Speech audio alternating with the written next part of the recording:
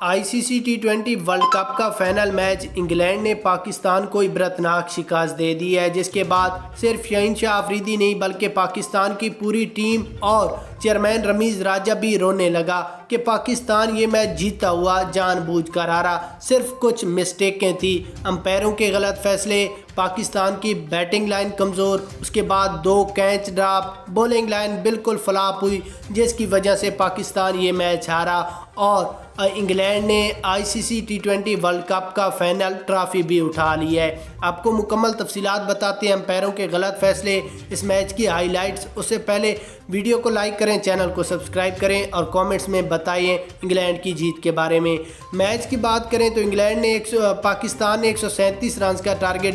दिया जबकि इंग्लैंड ने 19 ओवरों में 137 रन कंप्लीट किए। बॉलिंग लाइन की बात करें तो शहीन शाह अफरीदी ने 1, हारिस रऊफ 2 और शादाब खान ने 1 विकेट हासिल की, जबकि एक बाबर आजम, एक शान मसूद ने और बिल्कुल आसान कैच थे और इन्होंने ड्रॉप किए, जिसकी वजह से पाकिस्तान को ये 2 विकेटें गवा बैठे और ये जीता हुआ मैच भी पाकिस्तान हार गए। रमीज़ राजा ने पाकिस्तान टीम की तारीखी छितरोल की है कि कितना बड़ा चांस था आपको ये जीतने का, लेकिन आपने अपने हाथों से ही ये मैच गवा बैठे और ये मौका भी आपसे अब चला गया है।